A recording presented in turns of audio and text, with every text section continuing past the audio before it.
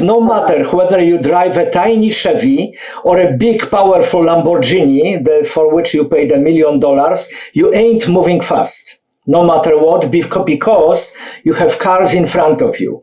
And that's exactly the situation when we look at the chain of events, the preparation of the patients, right, before the OR.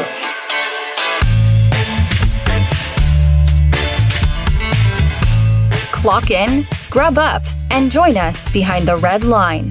You're listening to First Case, a perioperative podcast bringing you exciting interviews, engaging discussions, and innovative solutions that are changing the way patients receive surgical care. Each episode, we talk to frontline staff, perioperative leadership, and nursing entrepreneurs from across the country as they share their stories, experience, and expertise on the industry we love. From the back table to the boardroom, from wheels in to wheels out, we tackle the real-life issues affecting the OR. Whether you're tuning in for surgical service education or inspiration, we're glad you're here. And now, it's time to roll back and start the first case.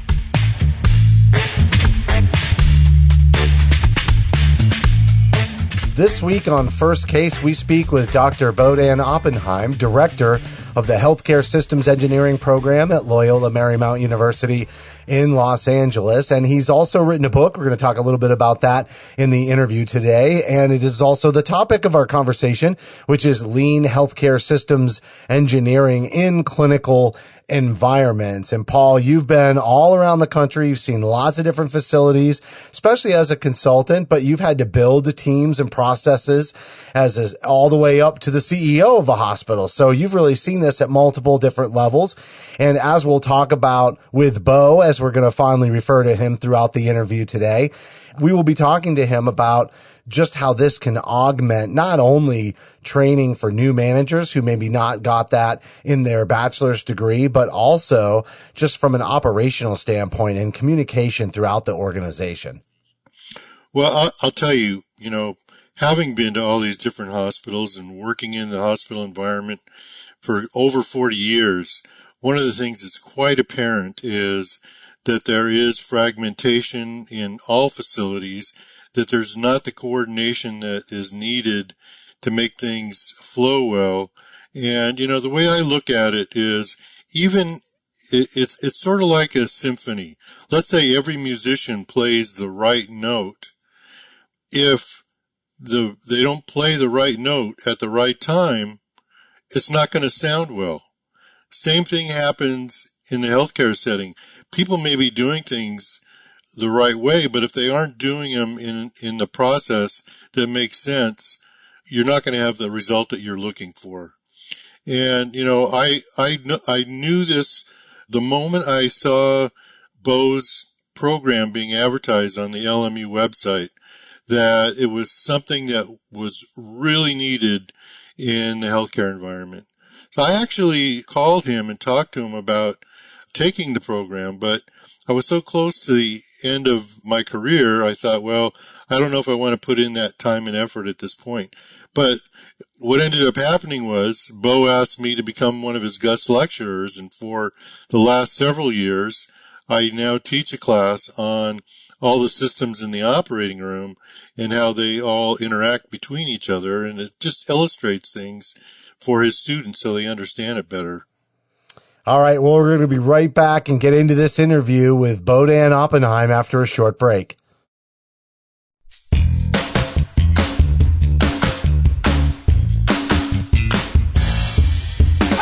Hi, I'm Paul Wafer.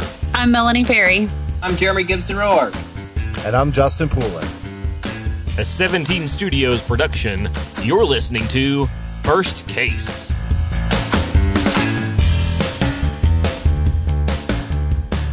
Joining us now is Dr. Bohdan Oppenheim, Director of the Healthcare Systems Engineering Program at Loyola Marymount University in Los Angeles. And we're going to refer to you as Bo, and I want to thank you so much for coming on the show. We're going to be talking about lean healthcare system engineering, and really in that clinical setting or clinical environments. Everybody's heard a lot about lean in the past related to Toyota.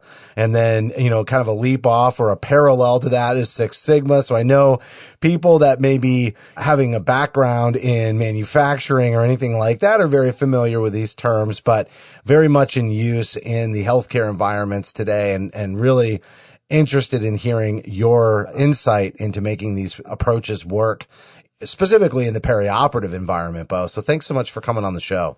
I'm delighted to be here. Thank you so much for the invitation. I'm grateful to our old friend Paul Wafer, who stimulated this connection. Paul has been a guest lecturer in our program for ages, and he's fantastic. So thank you very much, Paul. I'm truly delighted to be here. The body of knowledge, which I would like to mention today, is the Lean Healthcare Systems Engineering. This is a relatively new body of knowledge. It's the result of integrating Lean Healthcare, which we regard as a fairly well established by now, and systems engineering. Systems engineering, I need to say a few words about it. Systems engineering was invented kind of artificially by two guys in the missile industry in the 50s, when they realized that those toys, those missiles, are a little bit too dangerous to leave them to disciplinary engineers, to mechanical engineers, electrical engineers, and so on. They realized that a new body of knowledge is needed, necessary to integrate the fragmented pieces across interfaces. That's how it started. Unfortunately, systems engineering as a body of knowledge evolved in defense industry, and we all know how efficient that industry is. I'm being sarcastic, of course. So systems engineering kind of became top-heavy, bureaucratic. When we tried to present it, to offer it to healthcare professionals, they didn't like it. They said, no, this is not for us. We don't have time for it. So I decided a few years ago to kind of streamline systems engineering and to take only those elements that truly had a chance to add value to healthcare and integrate it together with Lean. As you know, Lean, the motto of Lean is do whatever is needed to produce value and nothing else, and treat everything else as waste.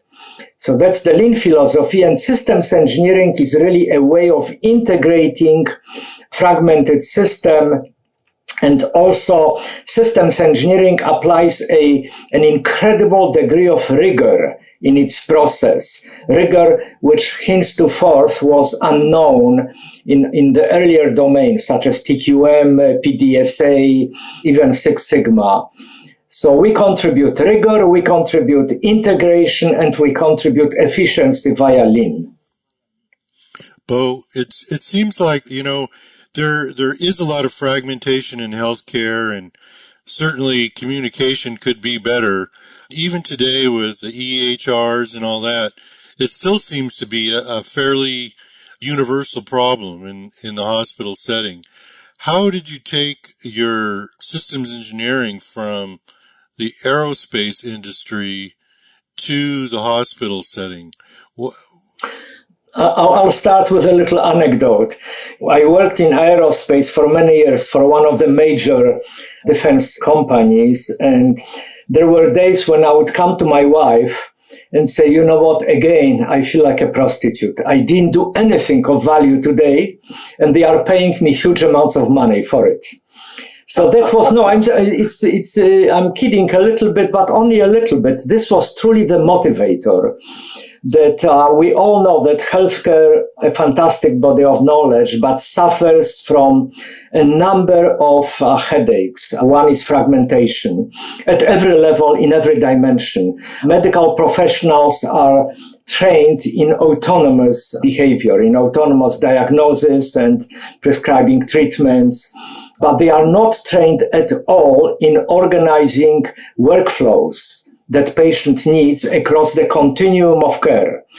So typical, and also medicine, as we all know, and healthcare are getting more complex almost daily.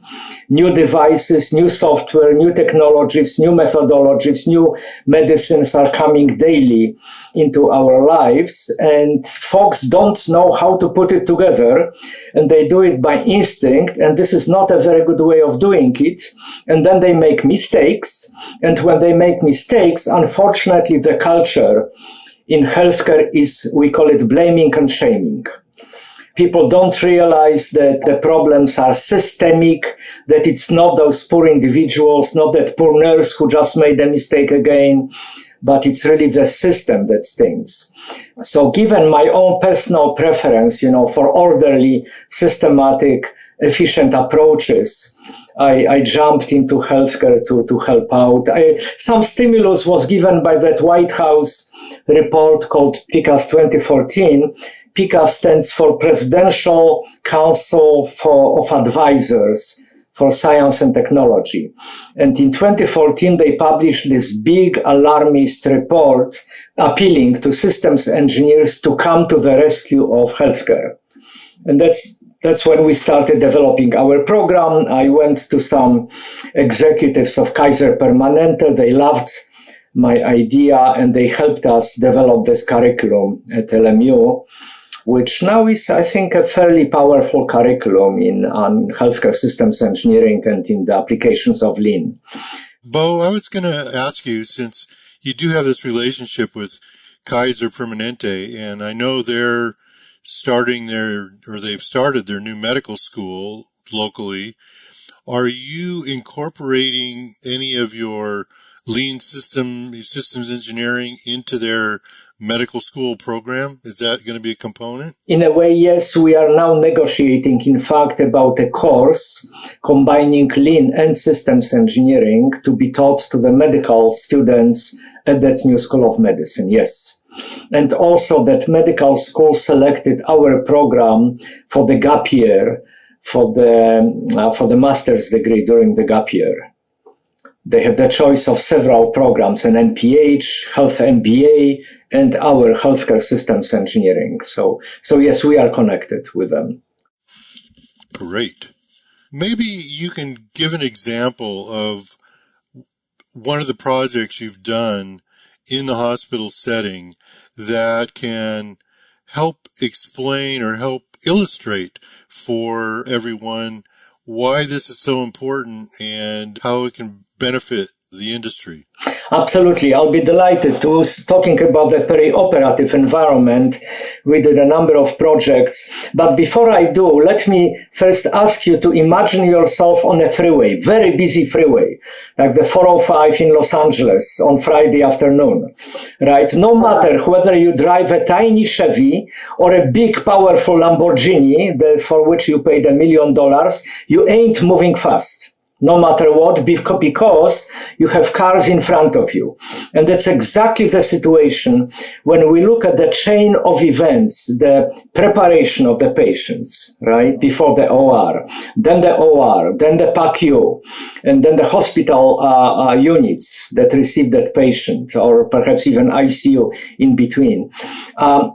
Unless, things are happening everywhere, as a combined, integrated streamline, we have bottlenecks.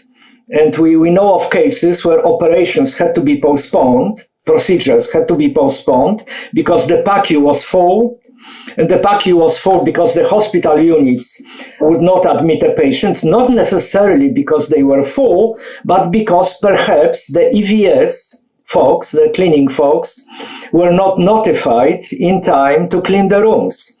So, it's all like a value adding stream if it works, and if it's not working, it's like our supply chain now in the United States, right, that we all suffer from. We see it's the shipping, ships wait in front of the Long Beach port, and then, of course, the trucks wait for the containers, and the containers wait to be unloaded, and so on and so forth. This is exactly like what's happening in the perioperative situation that is mismanaged. So that's one example. So what we help is treat this whole thing as a coordinated, integrated system that needs to move according to some common impulses. And we help folks communicate better, coordinate better, and waste less time along the way, and so on. That's one example. Another example that I can give you, and apparently it's quite common, you know that in the OR you have the doctor who just did a procedure, and that doctor prescribes, or the anesthesiologist prescribes certain medicines for the patient to be taken in the PACU, but the PACU is closed, okay, and it's managed by an intensivist, okay, who has his own or her own ideas on what kind of medicines to apply. And then there's a miscoordination between the two. And the OR guy comes out and says, "What are you doing to my patient?" Right? And the intensivist says, "I'm doing what I know. I know what I'm doing." And we had a beautiful project dealing with that. So, again, the solution is fairly simple: to treat both as a system. Those two folks need to coordinate. The patient who comes out of the OR has to come out with certain information, right, like how much blood was lost and some other parameters. So it's all about communication, coordination, integration of the fragmented pieces, human and systemic and otherwise. So is there algorithms associated with this, Bo? Is that one way of dealing with some of this, or? No, not really. No? Not really. No, we don't do that. It's all human coordination, human communication. We establish a checklist, unless you call a checklist an algorithm, but it's really not. We establish certain standards, certain checklists. For example, we use a simple diagram. And by the way, let me mention that in healthcare, folks really do not know how to draw easy, friendly diagrams. And to systems engineers, this is bread and butter. So there is a diagram called SIPOX: sources, inputs, process, outputs, customers. And let me give you an example of how it operates, which was very powerful. At UCLA, they have an AYA clinic, which stands for Adolescent and Young Adults Oncology patients. Typically, the AYA process involves about 10 different departments, medical departments and outside of medicine: oncology, general medicine, radiology, infusion, fertility preservation, and a number of others, plus a social worker, plus a mental health provider, plus a financial advisor. Now, you take a 16-year-old kid, right, who was diagnosed with cancer, and you tell that kid, okay, now you need to go through those 10 different processes without better explanation. You know what's going to happen. Okay, it's a dropped ball syndrome. That kid is, after a few steps, not happening or happening with too great a difficulty, that kid goes home and says, screw it, and then dies, right, sometime later. So the SIPOC checklist works as follows. We establish a process. The process is run by a nurse navigator or nurse coordinator, and she sees the diagram in front of her, and the diagram tells her for each patient what are the inputs that she needs or he needs to execute the process, where are they coming from what sources, what are the outputs that this nurse will need to generate, and who are they given to what destinations. Little diagram shows graphically, a fairly complex process, and then we need several of those SIPOC diagrams connected in series to make the whole thing happen. And the UCLA system, which had a success ratio of 50%, meaning 50% of the patients would finish the treatment, which was pathetic, of course. We had a doctor as our patient, and he fixed the system to now 90% of the young patients, those young people, complete the system, go through all the steps. So we are in the business of helping healthcare folks to design those diagrams, those checklists, those processes, so that they work as they should be working, saving patients. Are those diagrams integrated into the computer system so that, or is it all at this point still manual? No, it's manual. It's manual. It doesn't have to be computerized. I mean, one can draw it using computers, of course, but, most of our students just use any drafting package to draw it. It's simple to draw. It's something which I can draw by hand to you in 2 minutes. And if you want to go elegant, you can draw it using drafting tools on a computer in 10 minutes. So it's not really about using the computer. It's about the logic of how to do it. And communicating that logic across the team, right? So the whole point of this is not to necessarily program people. It's to, well, maybe somewhat, but it's also about communicating the process so that they can visualize it and comprehend it and figure out where they fit in the process. Is that right? Like it's the roadmap so they know where they are, in this cross-country trip, so to speak. You are absolutely right. That's exactly how it happens. The best results are always achieved when we work as a team with the local stakeholders, say in this AYA. We worked with this doctor, oncology doctor, and with a nurse and with another person, a social worker. And together we designed the steps. We are experts in systems engineering. We are not experts in medicine. So clearly we need to work hand in hand with the local folks. But the results are uniformly excellent and the local people are delighted. Just look at that nurse that I just described in this oncology process. She had to handle about 100 patients daily, interacting with about 10 different organizations. Just multiply together, right? 1,000 contacts. How many mistakes was she making before our work? All the time. And for every mistake, she would feel terrible because the patients were harmed, but also she would be blamed by management.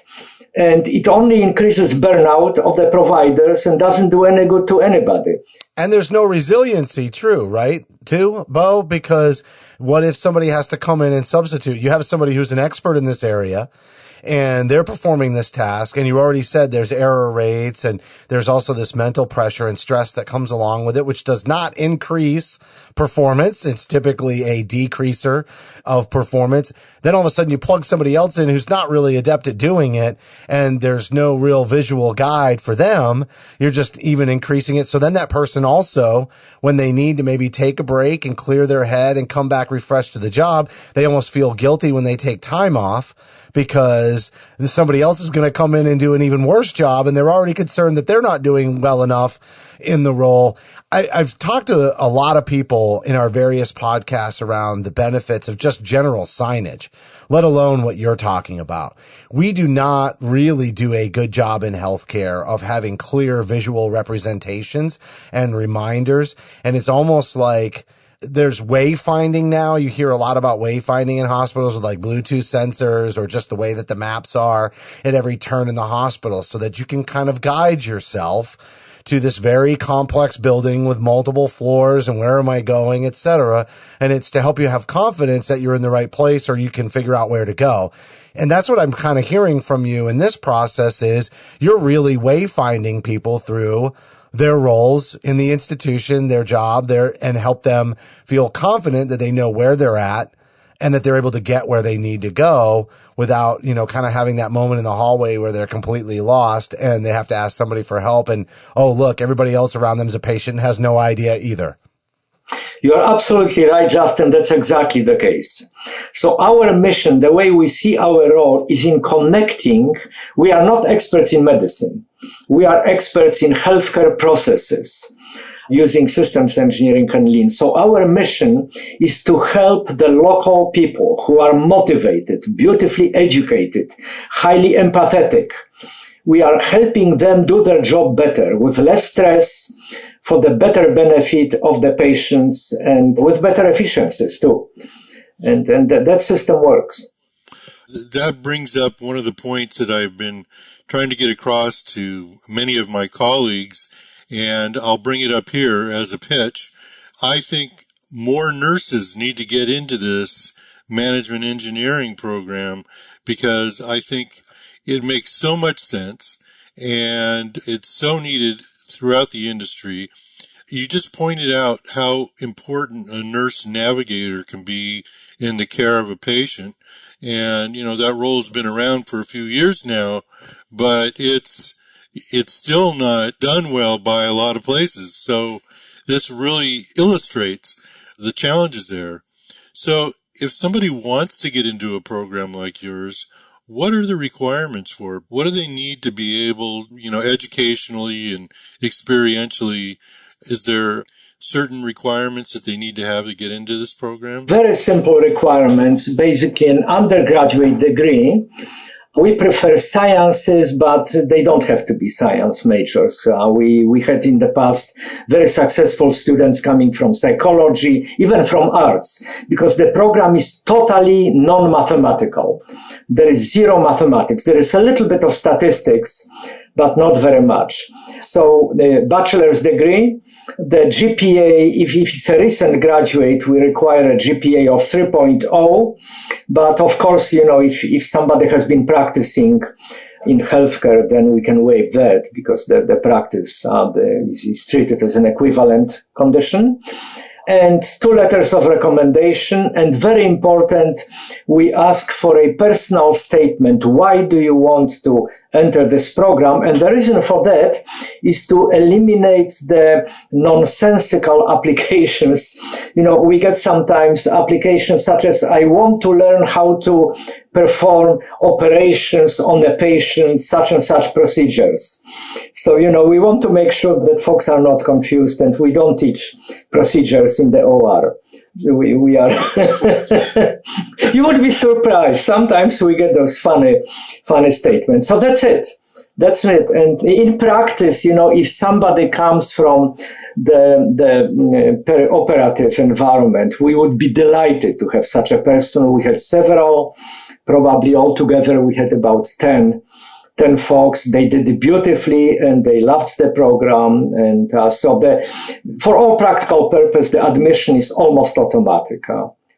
So maybe we can just spend a minute talking a little bit about your new book that just came out, Lean Healthcare Systems Engineering for Clinical Environments. Now, I know that you just got this published in the last few months. Is that right? Is it for anybody that's in the healthcare industry?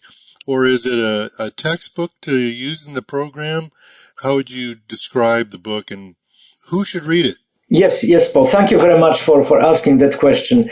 Yes, it's general purpose textbook and also a manual. The book has 2 parts to it.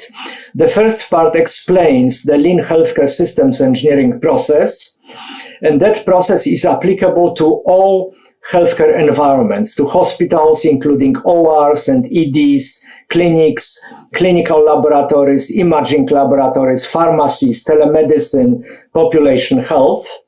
So it applies to all of them. And the second part of the book has specific examples of projects.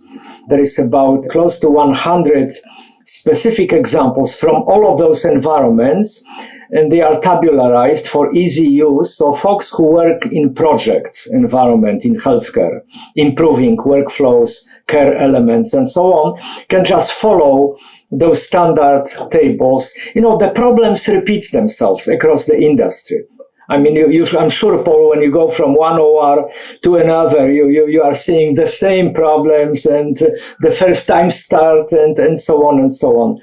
Right. So the same thing is with the systems engineering. All clinics fight the scheduling problem, and all clinics fight the battle with time, and so on. So each environment has about 20 or so typical standard projects worked out from the beginning to the end.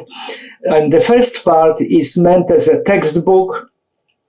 When I wrote it, I had in mind, basically medical professionals, nurses and doctors and some administrators who want to learn this process. There is not a word of mathematics in it.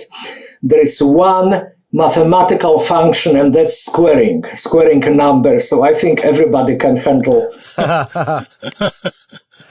Thanks to the calculators that are on our phones now that you used to have to spend $300 on Texas Instruments. That's right. And it's really a step-by-step textbook on how to execute that process in a very systematic way and also with a great deal of rigor. I'll give you an example of that rigor. A lot of healthcare projects start with a problem statement stated right at the beginning. Okay, we are saying, no, don't do that. Delay that. You can say some general need at the beginning, but you have not studied yet, presumably, the current state.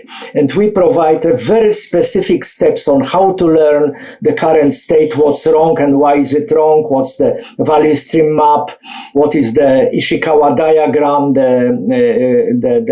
the root cause analysis, and so on.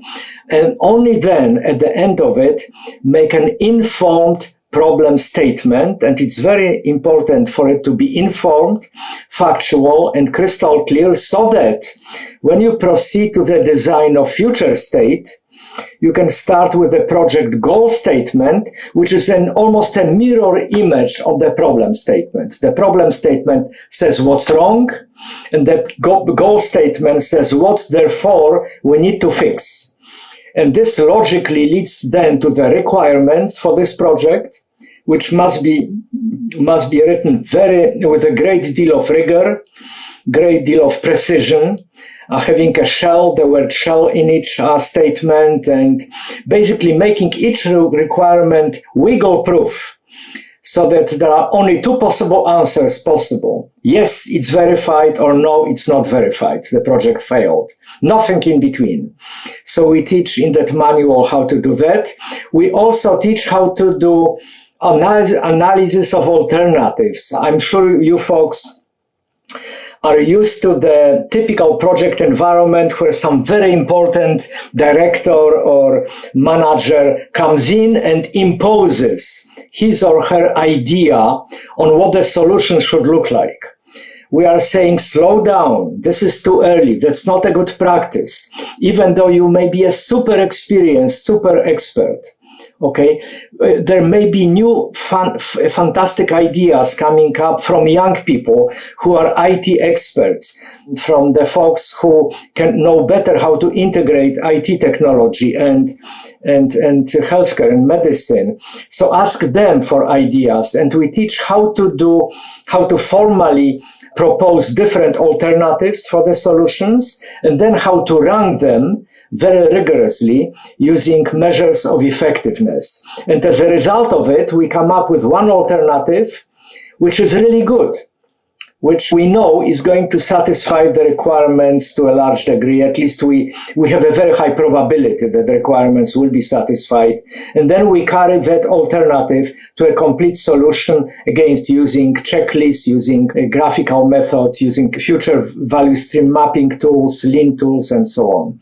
Well, at least you have a foundational structure too, because it's going to evolve, right? It's not going to just stay this one way forever. You have a good foundation, but things are going to change. And so one of the great things about having something visual like that is when changes are made, you can really see where they're made. It's not something that it's not a complaint that is just kind of out there and hanging over everybody's heads. It's something where you can really look at, okay, here's where the tweaks need to happen for this process to still work. And let's visualize that change in a new way so that we all conceptualize the impact, or even think about where the impact might be. Or it spurns, like you said, an opportunity for somebody else on the team to chime in and say, hey, I know we've been doing it this way, but now that we have this, we can cut out this and this. This is just not necessary anymore. And nobody has those ongoing conversations around efficiency. They usually swap out and plug in, swap out and plug in. And sometimes the value of what you're plugging in is greater than what you're swapping out, or why would you have done it in the first place?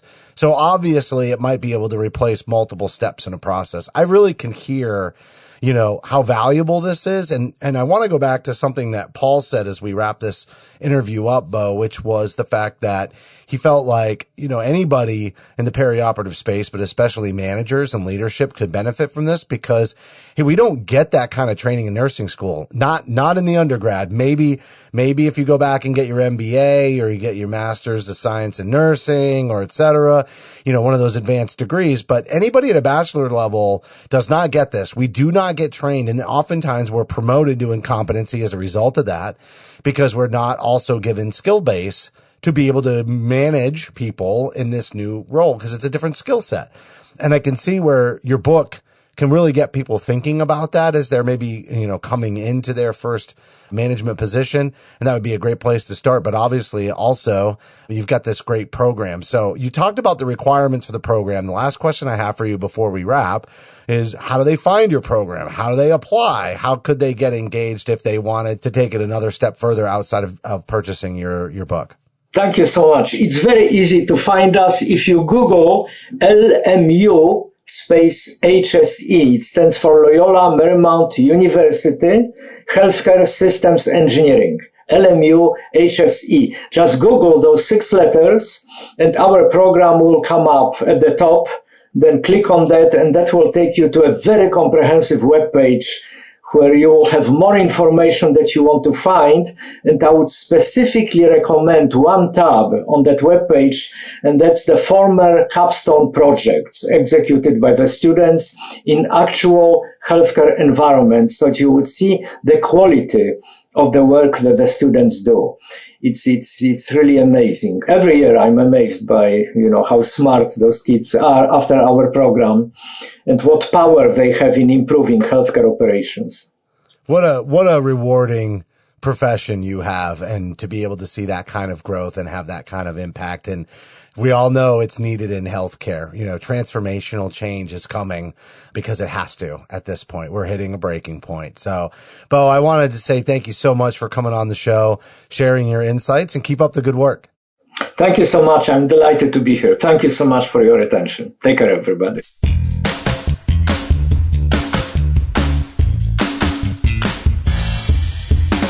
That was Dr. Bohdan Oppenheim, director of the Healthcare Systems Engineering program at Loyola Marymount University in Los Angeles. And Paul, I know you have a relationship with Bo, and you've been talking to us about him for quite some time, and you've done some guest lecturing in that program. But what a great resource for nurses with maybe a bachelor's degree that, as we were talking about with Bo, just as we were wrapping up, that don't necessarily have any management training. And even outside of the management training, this is a tool, but it's also this operational piece, and this operational piece, looking at it from a visual perspective and really tying that together, not just for yourself and visualizing where the gaps may be or the opportunities for improvement, but then also making sure that everybody on the team really understands what the roadmap is as well.